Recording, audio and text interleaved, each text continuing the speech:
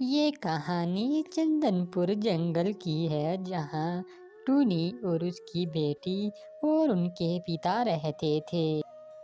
ارے جی، آپ کی طبیعت ہی تو بہت خراب ہو رہی ہے، دن بہ دن آپ کمزور ہوتے جا رہے ہیں۔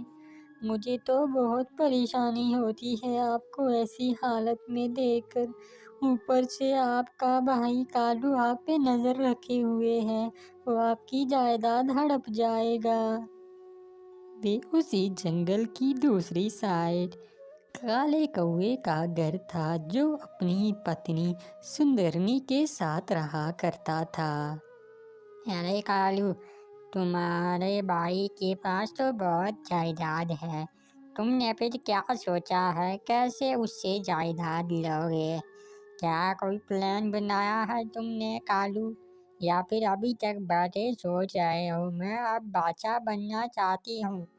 تم بالکل بے فکر رہو سندرنی، یہ میرا کام ہے کہ میں اس سے جائیداد کیسے لیتا ہوں۔ تم بہت جلد اس گھر کی ملکہ ہوگی، تم بے فکر رہو۔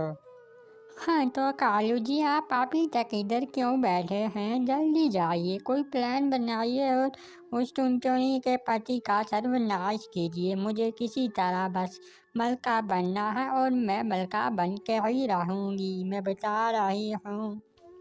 پھر کالا وہاں سے چلا جاتا ہے اور وہ کسی طرح ٹنٹنی کے پتی کو مارنے کی کوشش کرتا ہے۔ کالا ٹنٹنی چڑیا کے گھر کے باہر جا کے بیٹھ جاتا ہے۔ ہاں، تو اس ٹنٹنی کا بچے کا سروناش کر کے ہی رہوں گا، اس کے کھانے میں زہر ملا لیتا ہوں، یہ نہیں بچ پائے گا اور مر جائے گا کہیں۔ پھر کالا ٹنٹنی چڑیا کے پتی کے کھانے میں زہر ملا لیتا ہے، اس زہر سے وہ مر جائے گا، ایسا کالے نے کہا ہے۔ اور پھر کالا وہاں سے رفو چکر ہو جاتا ہے۔ کالے کو پتا تھا یہ پوائزن بہت سخت ہے، اس لیے وہ جلدی سے جا کر سندرنی چڑیا کو بتانے کی کوشش کرتا ہے۔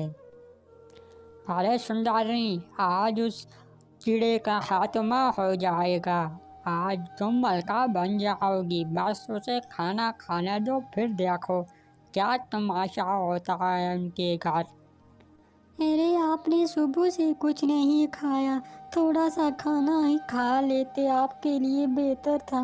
یہ لیجئے، یہ تھوڑا سا کھانا کھائیے۔ اور پھر ٹنٹنی چڑیا کا پتی وہ کھانا کھانے لگ جاتا ہے جس میں زہر ملا ہوا تھا۔ اس طرح کھانا کھانے کے بعد ٹنٹنی چڑیا کے پتی کی ہتیا ہو جاتی ہے اور وہ مر جاتا ہے۔ تبھی کالا وہاں سے گزرتا ہے، اسے پتہ چل جاتا ہے کہ چڑیا مر چکا ہے۔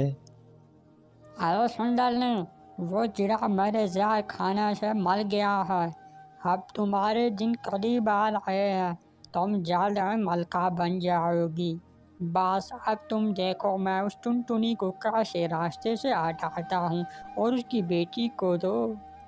ارے میری چھوٹی بیٹی، تم اکیلی ہی ہو اور ہمیں راجا سے انصاف بھی لینا ہے۔ مجھے لگتا ہے یہ ان کے بھائیوں کی ہی چال ہے اور اس کی پتنی کی، کیونکہ وہ اسے بہت لالچ کرتے تھے۔ بیٹی چلو ہم چلتی ہیں۔ یوں ٹنٹنی چڑیا اپنی بیٹی کو اور خود مہاراج کے پاس چلی جاتی ہیں۔